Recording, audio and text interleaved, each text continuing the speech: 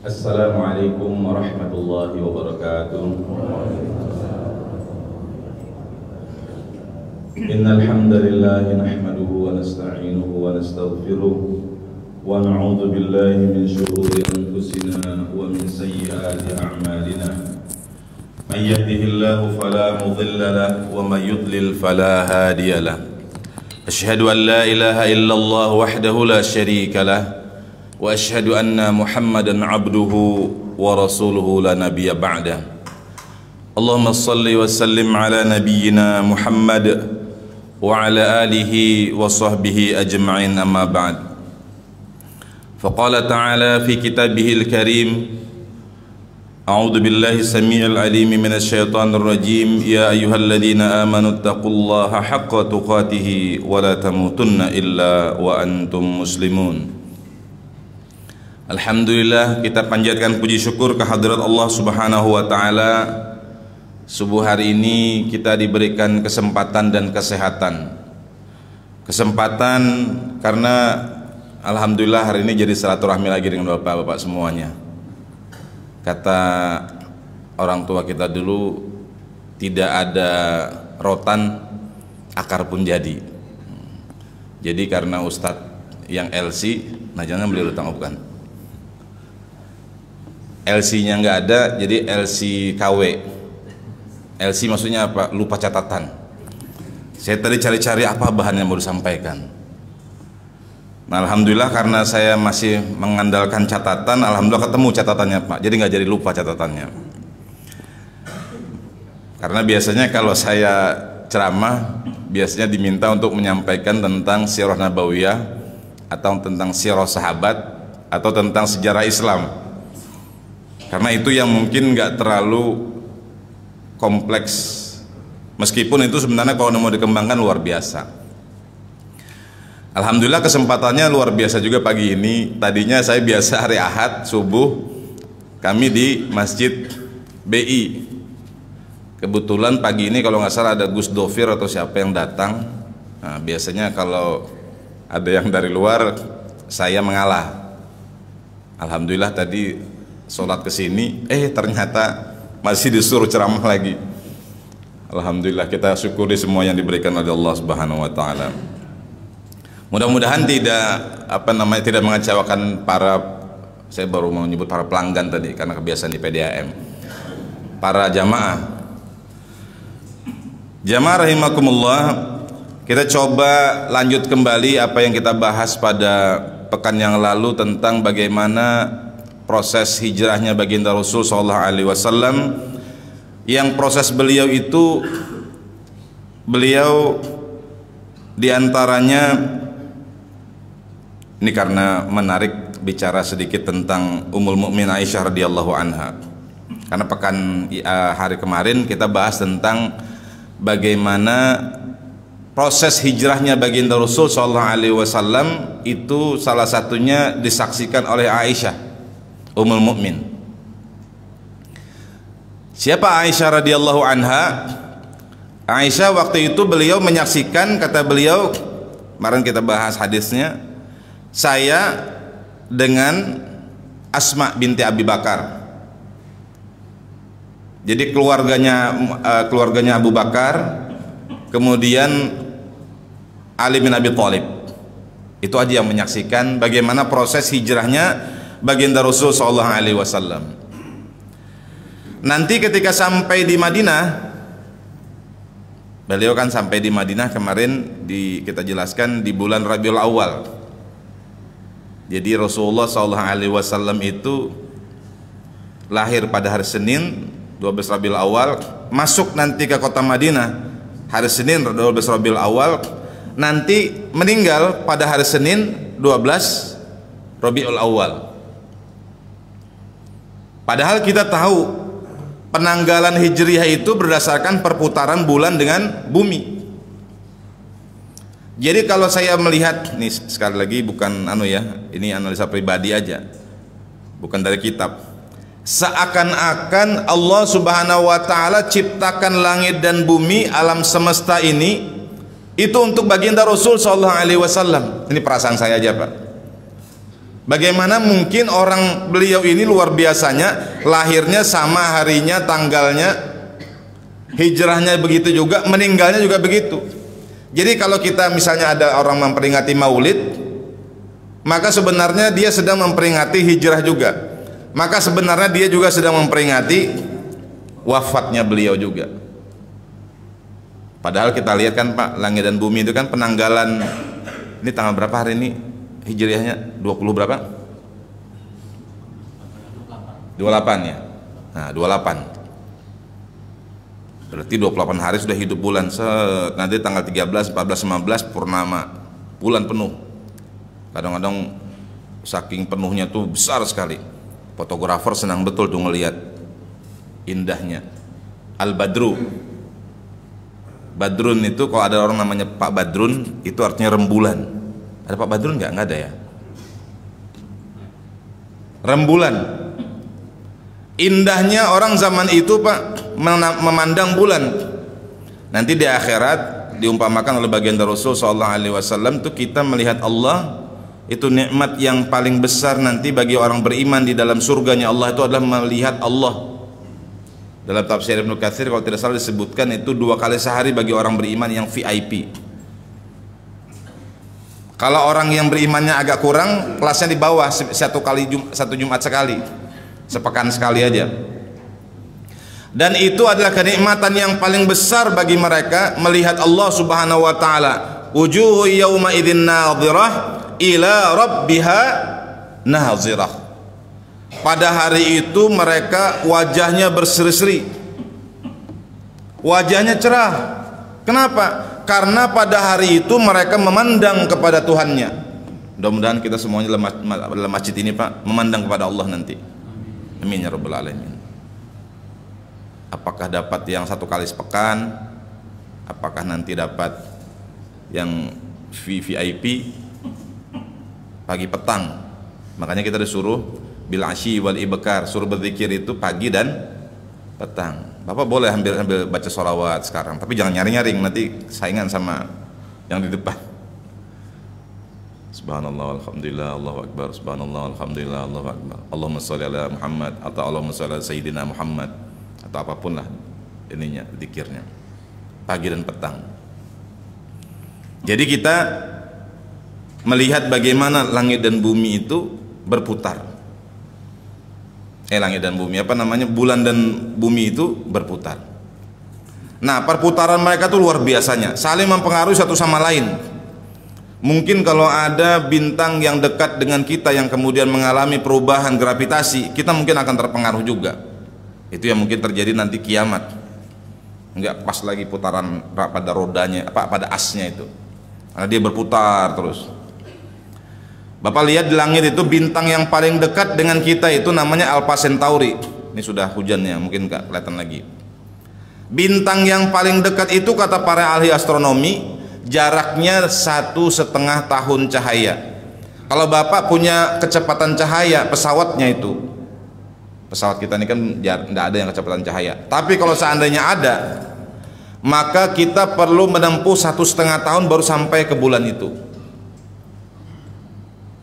Kemudian kata para ahli astronomi, saya baca referensinya itu, batas alam semesta yang masih bisa dijangkau oleh kepengetahuan manusia oleh teleskop itu kurang lebih 93 miliar tahun cahaya.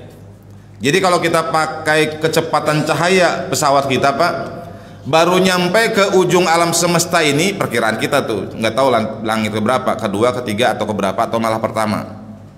Itu 93 miliar tahun baru sampai. Luasnya kekuasaan Allah Subhanahu wa taala. Dan saya mengasumsikan Pak, semuanya yang rumit luar biasa itu Allah ciptakan itu, setting semuanya itu bagaimana baginda Rasul sallallahu alaihi wasallam yang kecintaan Allah ini untuk beliau. Jadi luar biasa sekali bagaimana keistimewaan Nabi kita Muhammad sallallahu alaihi wasallam ini. Nah, wabana Rasulullah sallallahu alaihi wasallam bi Aisyah fi Syawal min hadhihi sanah. Jadi ketika bulan Rabiul Awal beliau sampai nanti di bulan Syawal beliau kemudian masuk ke dalam rumahnya Aisyah, maksudnya Aisyah diajak menikah. Jadi rumah Rasulullah itu ada di sudut Masjid Nabawi. Kalau kita pergi ke masjid ke museum di Madinah, nah ada biasanya tuh anunya, kayak semacam maketnya. Dulu Rasulullah begini rumahnya, sederhana sekali. Kadang-kadang bisa menetes air mata Pak ketika ngelihat kesederhanaan beliau. Walaupun saya tidak juga mengajak orang untuk hidupnya menderita. Kalau gitu rumah kita ndak usah bagus-bagus. Itu ada lagi babnya Pak. Apa Ustaz babnya? Ini kita sambil cerita aja ya. Kalau dalam kitab Al-Bidayah wan Nihayah itu Sayyidina Umar pernah menegur salah satu gubernurnya yang dianggap paling perlente. Siapa kira-kira Pak gubernur beliau yang paling glamor itu? Ada yang bisa nebak? Gubernur Syam, Sayyidina Muawiyah. Lah Ustadz kok manggilnya Sayyidina? Nah, itu penghormatan kita. Penghormatan kita kepada orang, enak nggak kita kalau ngomong ayah kita itu siapa ayah kita? Si Fulan langsung namanya. Biasanya kan kita tambahin di depannya bapak atau pak, ya nggak Pak? Karena dia sahabat jalil, karena dia adalah sahabi jalil, orang yang dimuliakan, yaitu para sahabat ini ridwanallah, Allah meridhai mereka, radhiyallahu anhum wa radu anhu. Mereka ridho dengan Allah, Allah ridho dengan mereka, mereka juga ridho dengan Allah. Jadi Muawiyah ini Pak, terlepas dari kontroversinya, kemarin saya sampaikan juga di sini, bagaimana konteksnya Muawiyah itu sekarang jarang ada orang kasih nama anaknya Muawiyah, ya kan?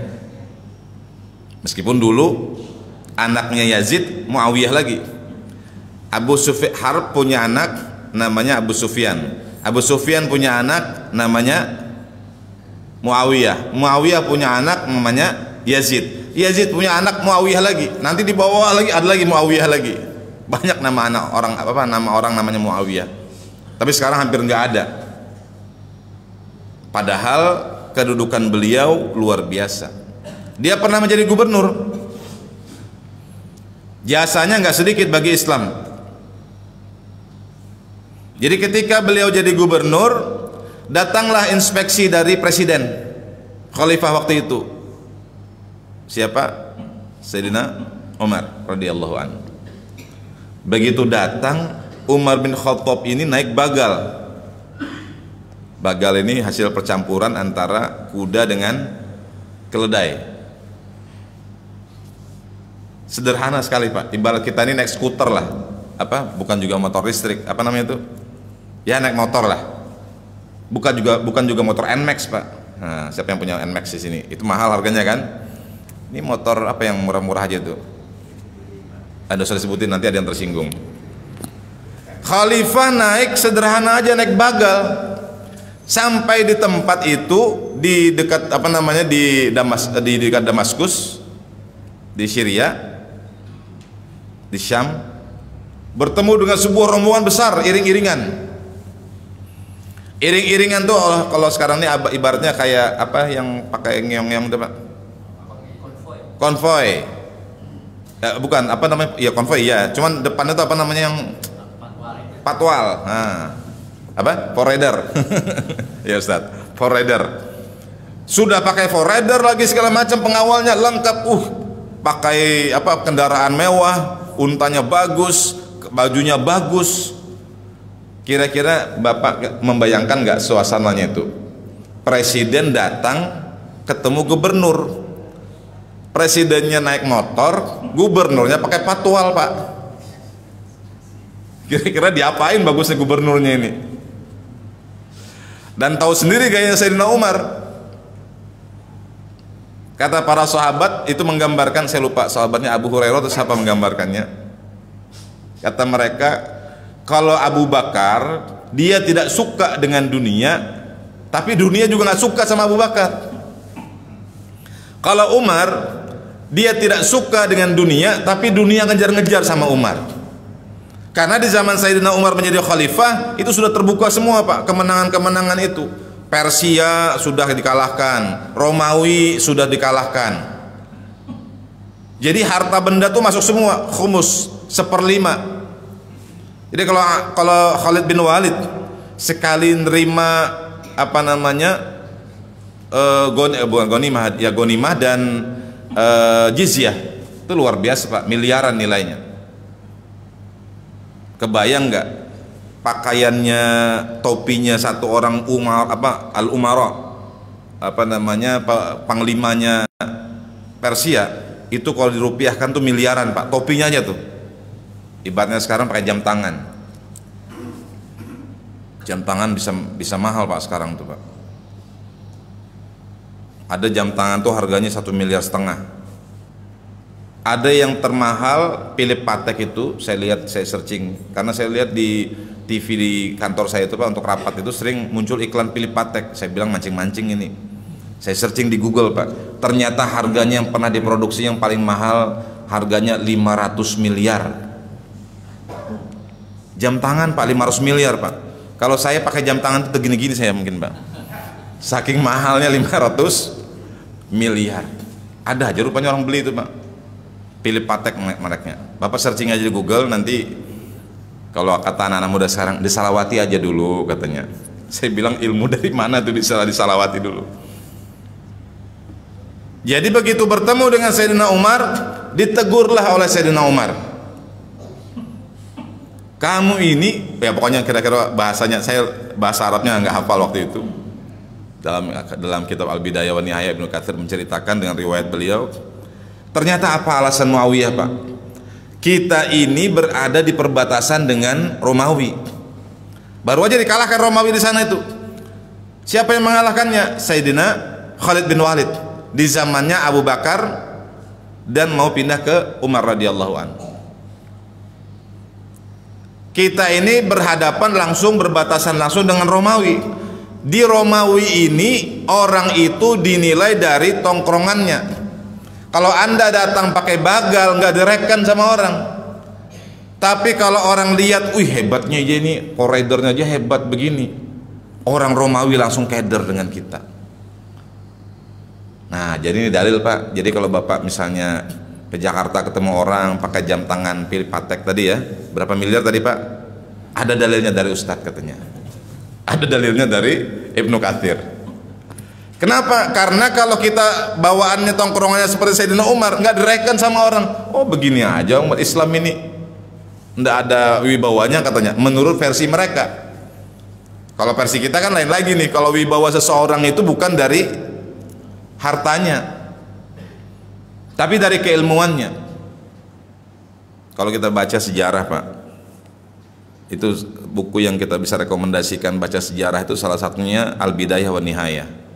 Jadi panjang sejarah beliau dari penciptaan langit dan bumi, Nabi Adam alaihissalam sampai terus Nabi Muhammad, sampai terus tahun 768 kalau nggak salah beliau terakhir, waktu beliau hidup itu Hijriah. Baru nanti terakhir, karena sudah beliau nggak bisa lagi memprediksi masa depan yang bisa diprediksi adalah yang dijelaskan Rasulullah. Kapan? Hari kiamat, menjelang hari kiamat nanti, tanda-tanda kiamat. Makanya judulnya beliau ambil Al-Bidayah, permulaan, wan Nihayah, penghabisan. Itu sejarahnya luar biasa. Kalau kita lihat sejarah umat Islam itu Pak, maka yang akan menonjol kehidupannya itu, yang akan diingat oleh umat kemudian adalah para ulama. Yang kedua memang penguasa, tapi lebih harum namanya para ulama. Kita masih ingat nama para ulama-ulama zaman dulu, imam yang 4 misalnya, Imam Syafi'i, Imam Ahmad bin Hambal, Imam Abu Hanifah, Imam Malik. Imam Abu Hanifah itu, jadi kalau diukur Pak, antara yang paling banyak menggunakan dalil dengan yang paling banyak menggunakan dalil, maksudnya dalil nakli ya, dalil ayat Quran, hadis dan seterusnya, ulama ahlul hadis itu antara dibandingkan dengan yang ra'yu, yang pemikiran, yang logika.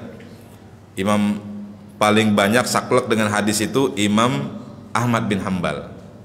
Tidak terlalu banyak menggali akal, bukan tidak terlalu banyak ya, lebih banyak menggunakan sunnah. Maksudnya sunnah itu artinya referensinya lebih ke hadis. Yang nomor 2 Imam Malik, yang nomor 3 Imam Syafi'i, agak imbang antara menggunakan pemikiran. Makanya kita jangan protes kalau misalnya kenapa subuh nggak pakai kunut. Imam Syafi'i punya hadis yang lainnya lagi. Kenapa orang assalamualaikum warahmatullahi wabarakatuh, assalamualaikum warahmatullahi. Ada yang begini Pak, ada yang diam aja. Ada juga riwayatnya itu yang begini tuh, ada bacaannya malah, walaupun hadisnya lagi diperbicarakan lagi. Nah kemudian yang ujungnya adalah Imam Abu Hanifah yang paling banyak menggunakan ra'yu. Imam Abu Hanifah itu Pak, saking ra'yunya kuat, itu diceritakan bagaimana kalau lagi pengajian beliau menjelaskan ini tiang terbuat dari kayu atau terbuat dari tanah misalnya, atau terbuat dari beton. Kata orang ini beton nggak? Beton. Beliau jelaskan dengan hujah beliau jelaskan dengan logika beliau, maka semua yang hadir akan mengatakan kalau beliau katakan ini terbuat dari emas, Bapak percaya terbuat dari emasnya Pak? Nggak percaya kita. Tapi dijelaskan dengan logika yang bagus sekali oleh beliau, semua orang akan mengatakan, oh betul, ini kata Imam Abu Hanifah terbuat dari emas. Maksudnya ini menggambarkan bagaimana kekuatan logikanya Abu Hanifah. Nah saya ingin menyampaikan ini Pak, supaya kita mulai memahami nih. Kemarin saya masih ingin membahas sedikit tentang bagaimana debat, cukup banyak kemarin yang nonton di YouTube itu, debat antara orang Berau dengan orang Samarinda kemarin. Judul debatnya itu juga dikritik, judul debatnya tuh, apakah Abu Hurairah pendusta? Ada yang kritik kalau mau bikin debat jangan judulnya itu. Kenapa? Karena di Google nanti akan itu yang dicari orang. Benar juga saya bilang ini. Cari judul yang lebih soft sedikit. Meskipun pembicaranya tentang Abu Hurairah. Jadi kalau kita mulai ngelihat ke sana Pak, itu menjalar tuh. Nanti Abu Hurairah dikritik. Ummul Mukmin Aisyah radhiyallahu anha. Abu Hurairah itu sekitar 5.000 berapa? 5.367 kalau tidak salah. Berapa nanti dicek tuh ya.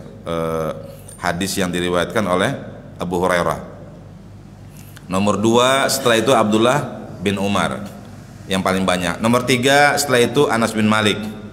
Nomor 4 setelah itu kalau nggak salah 2200-an, 2210 kalau tidak salah, Ummul Mukmin Aisyah radhiyallahu anha.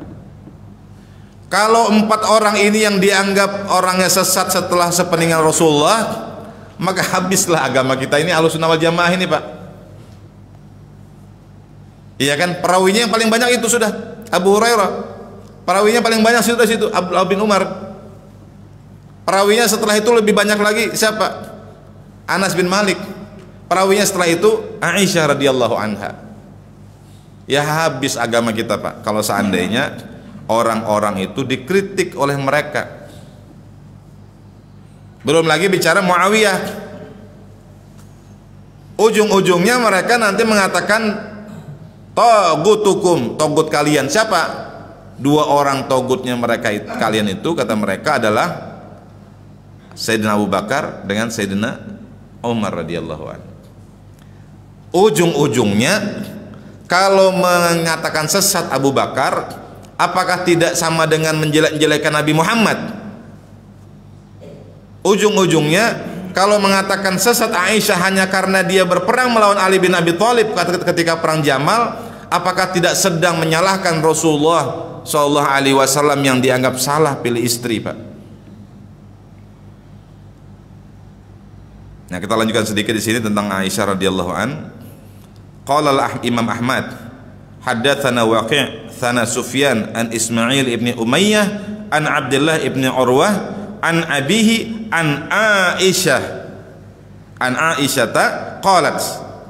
Nah, jadi kalau kita Ahlussunnah wal Jamaah Pak, ada ilmu hadis yang menjelaskan siapa saja rijalul hadis, orang-orang yang saya bukan ahli hadis ya, tapi kalau kita belajar tentang sejarah itu akan keluar tentang rijalul hadis itu. Syiar Alam Nubala itu tokoh-tokohnya siapa aja. Kalau Imam Ibnu Sa'ad itu ada mengeluarkan kitab At-Tabaqat. Itu diceritain tuh orang-orang tabaqahnya ini. Tabaqah itu bukan generasi tapi level satu angkatan, kalau di kita ini mungkin satu kelompok gitu ya. Dari situ nanti bisa dinilai orang itu jarhu wa ta'dilnya. Apakah dia punya jarah, jarah cacat, ataukah dia ta'dil, udul. Nah, Ahlussunnah wal Jamaah meyakini sahabat-sahabat itu semuanya udul, adil, semuanya bisa dipercaya. Jadi kalau dita'dil, dilihat keadilan mereka, semua sahabat itu diakui, diterima sebagai orang yang udul. Jadi kalau dia ada hadis, ada sahabat, berarti udah diterima. Sahabat siapa? Orang yang bertemu dengan Rasulullah dalam keadaan beriman dan kemudian wafat dalam keadaan beriman. Jadi orang-orang yang disebutkan oleh Imam Ahmad tadi, Waqi, Sufyan, Ismail bin Umayyah, dari Abdullah, dari Urwah, dari ayahnya, dari Aisyah, itu lengkap Pak, dan semuanya tuh dinilai semuanya ta'dil semuanya. Apa kata Ummul Mukmin? Tazawwajani Rasulullah sallallahu alaihi wasallam fi Syawal wa banabi fi Syawal fa ayyu nisa'u Rasulullah sallallahu alaihi wasallam kana akhza'u 'indahu minni wa kanat Aisyah tastahibbu an tudkhila nisa'aha fi Syawal. Ini rekomendasi bagi mau punya menantu atau yang baru mau menikah. Rasulullah itu beliau menikahi Aisyah radhiyallahu anha, bergabung dengan Aisyah itu yaitu pada bulan Syawal tahun pertama Hijriah. Nah, ini juga sekaligus menjawab kontroversi juga Pak. Jadi memang ada pendapat yang mengatakan, ada riwayat yang mengatakan Rasulullah itu menikahi Aisyah umur 6 tahun, kemudian mengumpuli umur 9 tahun. Kalau dari sini ini dikompromikan, anak-anaknya Abu Bakar itu lahir sebelum pada masa jahiliyah. Berarti Abu Bakar belum bertemu dengan Rasulullah dalam keadaan bersyahadat kepada Rasulullah. Berapa lama Rasulullah di Makkah beliau berdakwah? 13 tahun. Berarti minimal umur Aisyah waktu itu 13 tahun Pak. Kalau dalam riwayat yang lain disebutkan malah kalau dicocokkan dengan umurnya Aisyah dibandingkan umurnya Asma sekitar 10 tahun selisihnya, dan ketika Asma wafat itu 70 berapa gitu ya, tahun 70 kalau terasa 73 Hijriah, itu maka diperkirakan pada waktu dinikahi sama Rasulullah itu umur Aisyah sekitar 18 tahun. Jadi kontroversinya seperti itu. Warahu Muslim wa Tirmidzi wa Nasa'i wa Ibni Majah min turuqi an Sufyan ats-Tsauri bihi. Nah, ini kalau Imam Ibnu Katsir Pak, beliau menjelaskan dalam kitab Al-Bidayah wa Nihayah itu lengkap dengan rawinya. Ada lagi riwayat lain kata beliau dari jalan yang Sufyan ats-Tsauri, an Sufyan ats-Tsauri. Wa qala Tirmidzi hasanun sahihun. Kata Tirmidzi riwayatnya tadi itu hasan sahih, la na'rifuhu illa min hadis Sufyan ats-Tsauri. Jadi itu ilmu hadis Pak, yang itu bahkan tidak ada dalam ajaran Syiah. Jadi Syiah itu Pak kalah banget dengan Ahlussunnah wal Jamaah. Kenapa? Karena tidak ada yang namanya ilmu periwayatan seperti kita itu. Ada rijalul hadis. Kemudian ulama-ulama tadi yang saya sebutkan, At-Tirmidzi, An-Nasa'i, siapa lagi tadi, Muslim, Ibnu Majah. Di kita itu kan ada dalam Ahlussunnah wal Jamaah dikenal 6 begini berarti ya. 6 kitab. Makanya disebut kutubus sittah. Bukhari, Muslim, Abu Dawud, Tirmizi, Nasai, Ibnu Majah. Ini kitab hadis yang dianggap paling sahih. Sedangkan mereka orang-orang Syiah itu sulit mencari ilmu yang kayak gitu, nggak ada, Pak. Berkata Imam Al-Baqir, berkata Imam Ja'far, berkata Imam Husain, dan seterusnya. Tapi begitu ditanya dari mana, nggak bisa jawab. Kata para ulama Ahlussunnah wal Jamaah, kalau demikian maka semua orang bisa mengatakan apapun mengatasnamakan Rasulullah, atau menamakan Imam Ja'far, Imam Husain, atau Imam Ja'far, atau siapapun, tanpa bisa terverifikasi. Ilmu untuk memverifikasinya itu ada hanya dalam Ahlussunnah wal Jamaah. Jadi kalau ini mau dibawa debat, Pak, atau dibawa dalam forum kajian ilmiah, mau dibawa kemanapun, kata anak muda sekarang, sorry to say, silahkan aja. Jadi nggak bisa didebat. Kenapa? Karena sudah teruji secara ilmiah.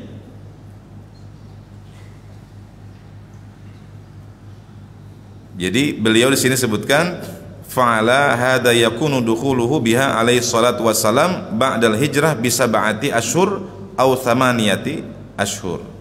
Jadi beliau menikah itu 7 bulan atau 8 bulan setelah beliau sampai di, atau setelah hijrah. Kalau hijrah yang tadi bulan apa, Pak? Rabiul Awal. Jadi Rabiul Akhir, Jumadil Awal, Jumadil Akhir, Rajab, Sya'ban, Ramadan, Syawal, pas 7 bulan atau 8 bulan kata beliau di sini.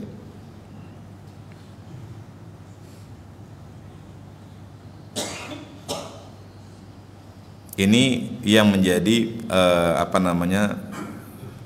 dalil. Kemudian lagi disebutkan di sini dalam Sahih Bukhari, an Amru ibn al-As. Nah, Amr bin As ini tokoh kontroversial lagi nih, Pak. Kenapa? Karena kalau Amr bin As ini tidak, saya lupa ada sahabat atau ulama yang menyesalkannya. Salah satu yang disesalkan itu katanya Amr bin As ini yang mengajak untuk melakukan damai ketika perang Siffin. Ada yang menyebut Siffain. Pasukan Muawiyah hampir terdesak sudah. Kalau tidak salah waktu itu yang meninggal 45.000 orang. Pasukan Ali menyerang terus, kalau tidak salah waktu itu sekitar 35.000 orang yang meninggal dari sisi Ali. Sudah hampir kalah sudah Muawiyah, tiba-tiba Amr bin As ini, Pak, dengan akalnya yang luar biasa. Kalau dalam tafsir Ibnu Katsir itu ada 4 orang yang jenius di masa mereka setelah Rasulullah wafat, setelah Ali bin Abi Thalib itu, zaman Ali bin Abi Thalib ada 4 orang. Di antaranya Muawiyah, Amr bin As, Mughirah bin Syu'bah dengan Ziyad bin Abihi. Abihi ini ternyata ayahnya itu dinisbahkan kepada Abu Sufyan. Jadi ada yang mengatakan Abu Sufyan waktu masih zaman jahiliyah itu pernah punya anak dengan seseorang nggak resmi, itu dinamakan Ziyad ini. Karena malu atau apa saya nggak tahu faktornya, dinamai binnya itu adalah Abihi, ayahnya. Jadi 4 orang ini dianggap orang yang cerdik. Kalau bernegosiasi dia pasti menang. Di antaranya adalah Amr bin As. Jadi Amr bin As ini pernah bertanya. Nah, Amr bin As ini berada pada posisi Muawiyah. Jadi sahabat itu, Pak, ada 3 terbaginya. Ada yang berpihak kepada Sayyidina Ali sebagai khalifah yang sah. Ada yang berpihak kepada Muawiyah yang waktu itu menuntut kematian Utsman untuk diselidiki dan dihukum siapa pelakunya, dan ada yang netral. Nah, kemudian di situ disebutkan Amr bin As di sini apa kata beliau? Qultu ya Rasulullah ayyun nasi ahabbu ilaika. Wahai Rasul, siapa yang engkau cintai dari manusia ini? Maka beliau lugas menjawab, Aisyah. Qultu, kata Amr bin As, minar rijal ya Rasul, minar rijal, dari kalangan laki-laki. Sederhana Rasulullah menjawab, abuha, ayahnya. Jadi dari sini, Pak, Tidak mungkin kalau seandainya Aisyah itu dianggap sesat sepeninggal Rasulullah karena orang yang paling dicintai Rasulullah. Berarti sama dengan kita menyalahkan Rasulullah kalau ikut ajaran Syiah. Kemudian siapa ya Rasul? Abu Bakar, ayahnya. Tapi itu kan yang meriwayatkan siapa? Amr bin As. Amr bin As siapa? Berpihak kepada Muawiyah. Muawiyah siapa? Musuhnya Ali bin Abi Thalib. Ali bin Abi Thalib siapa? Ahlul Bait Rasulullah. Wah, pinggir sudah, kata orang Syiah. Tapi kita melihat di sini Pak, siapa perawinya? Sahihul Bukhari. Sahih Bukhari. Jadi kalau melihat seperti ini Pak, nggak pernah ketemu antara Syiah dengan Sunni, Ahlussunnah wal Jamaah. Kenapa? Karena dalilnya beda. Yang bingung itu kalau ada orang mengaku Ahlussunnah wal Jamaah tapi mempertanyakan dalilnya Ahlussunnah wal Jamaah, nggak akan bisa melawan Pak. Lengkap Ahlussunnah wal Jamaah ini Pak. Dan apa yang kita bacakan sekarang ini Pak, sisa-sisanya ulama dulu. Seperti yang saya ceritakan kemarin, saya dihadapkan orang-orang Syiah yang bawa kitab semuanya tapi bahasa Indonesia semua. Begitu saya buka Al-Maktabah Syamilah, Masya Allah, semua yang dia pertanyakan itu lengkap dibahas oleh ulama Ahlussunnah wal Jamaah ratusan tahun yang lalu. Subhanallah. Mungkin sudah habis waktu, hampir syuruk udah ya, sudah syuruk mungkin. Atau mungkin ada pertanyaan atau sanggahan, boleh juga satu atau dua orang, kami persilahkan sebelum kita tutup. Kalau nggak ada, kita cukupkan karena ini juga materi pengganti sebenarnya. Mohon maaf kalau nggak memuaskan sana sini karena saya nggak secara sistematis menyusunnya. Kebetulan kebuka aja nih yang dalam kitab, kita coba baca. Mudah-mudahan bermanfaat apa yang kita bahas pada hari ini, dan mudah-mudahan sedikit yang kita bahas ini akan meningkatkan, menguatkan cinta kita kepada baginda Rasul sallallahu alaihi wasallam, dan mudah-mudahan kita mendapatkan syafaat dari baginda Rasul sallallahu alaihi wasallam. Subhanakallahumma wa bihamdika asyhadu an la ilaha illa anta nastaghfiruka wa natubu ilaik. Alafu minkum, tsumma assalamu alaikum warahmatullahi wabarakatuh.